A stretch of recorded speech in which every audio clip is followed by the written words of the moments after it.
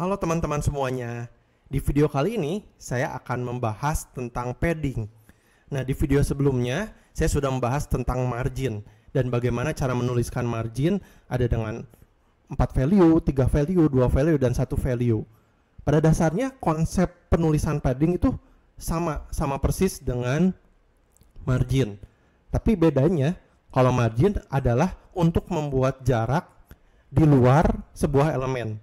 Kalau padding ini untuk membuat jarak di dalam sebuah elemen. Nah, mari kita coba langsung ya teman-teman untuk membuat CSS code-nya. Untuk pembahasan tentang padding ini, saya akan lanjutkan dari code saya sebelumnya saat saya membahas tentang margin ya. Ini kode dari episode sebelumnya. Jadi di episode sebelumnya kita sudah belajar tentang margin. Jadi saya membuat 2 buah box di episode sebelumnya. Box yang pertama yang ada tulisannya belajar coding itu mudah, yang ini. Dan box yang kedua yang ada tulisannya ayo subscribe belajar coding, yang ini ya. CSS code untuk box yang pertama itu ini. Dan ini CSS code untuk box yang kedua. Jadi box yang pertama saya kasih margin sebelumnya 100 pixel. Kalau kita menuliskan satu value, artinya di sekeliling elemen ini, box yang pertama ini, di atas, kanan, bawah, dan kirinya ini ada margin atau ada jarak 100 pixel. Nah, cara menulis padding itu sama ya teman-teman, seperti margin. Jadi saya akan kasih contoh ke teman-teman, memberikan padding misalnya 10 pixel. Kalau saya save, lalu saya refresh. Nah, teman-teman bisa lihat di sekelilingnya sekarang ada jarak. Nah, jarak itu adalah padding, jarak di dalam sebuah elemen. Kalau saya gedein dikit, misalnya 30 pixel, ini supaya lebih kentara perbedaannya. Saya kasih paddingnya, saya naikin ya jadi 30 pixel. Kalau kita refresh, nah teman-teman bisa lihat jarak dari teks ke bordernya, ini sekelilingnya ada 30 pixel. Dan kalau teman-teman notice tadi, ya kalau teman-teman perhatikan, box ini jadi lebih besar ya teman-teman dari sebelumnya.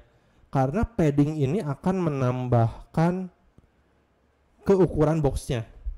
Jadi waktu kita set width-nya atau lebar dari boxnya itu 200 pixel, tingginya juga 200 pixel, padding ini akan menambahkan 30 pixel ke lebar dan tingginya.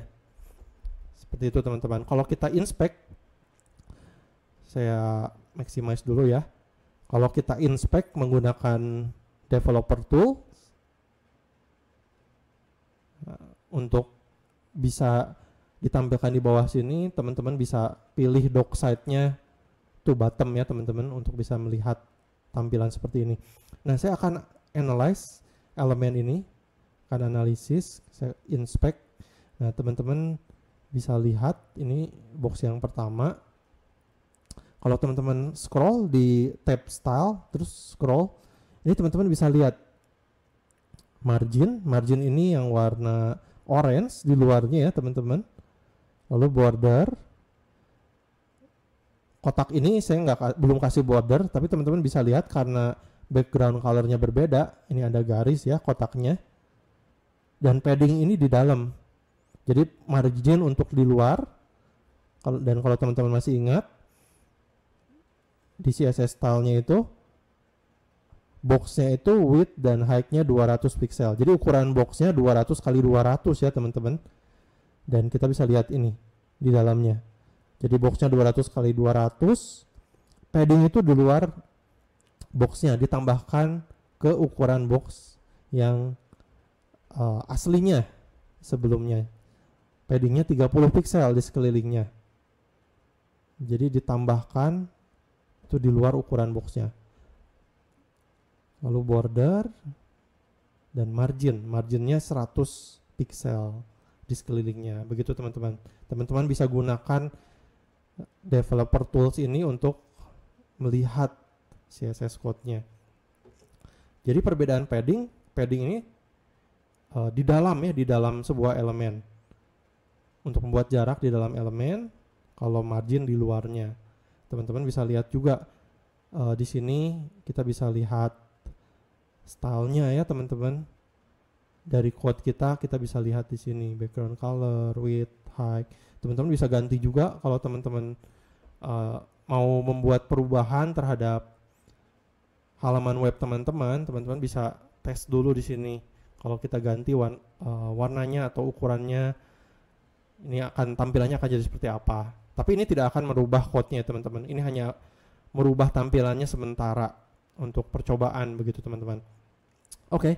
Kalau saya refresh lagi, yang tadi yang yellow bakal hilang karena itu memang temporer. Oke. Nah, saya buat lagi bersebelahan. Oke, untuk menuliskan padding kita bisa juga dengan 2 value, 3 value atau 4 value. Tapi yang lebih umum digunakan mungkin yang 1 value untuk sekelilingnya atau yang 4 value ya, cara lebih spesifik. Misalnya di sini kanannya saya mau kasih 10 pixel, lalu bawahnya 30 pixel, dan kirinya 10 pixel lagi. Kalau saya save dan refresh, nah jadi kurang lebih seperti ini ya teman-teman. Atas dan bawahnya lebih besar ya teman-teman. Di atasnya 30 pixel dan di bawah ini 30 pixel. Makanya jadi agak persegi panjang nih kotaknya.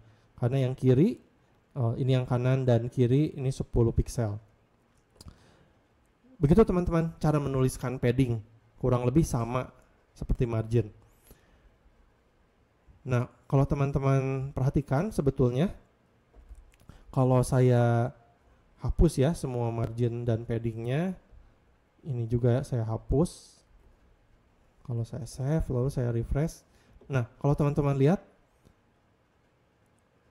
tanpa saya memberikan padding atau margin, ini ada garis putih di sekelilingnya ya teman-teman. Nah, ini adalah margin default untuk elemen body teman-teman. Kalau teman-teman pengen hapus margin default ini, kita bisa panggil seperti ini.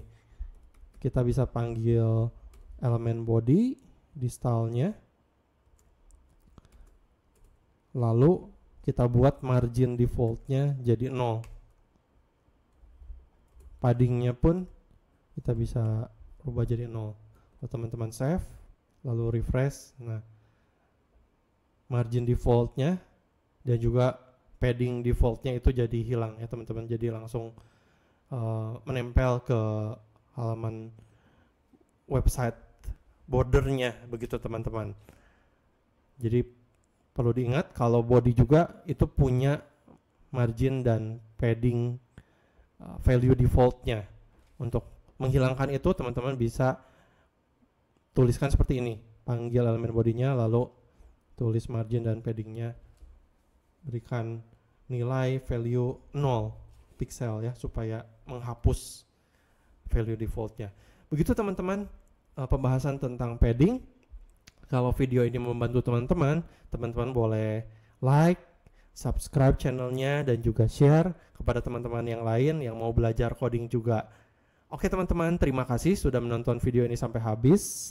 Sampai jumpa di video selanjutnya. God bless you.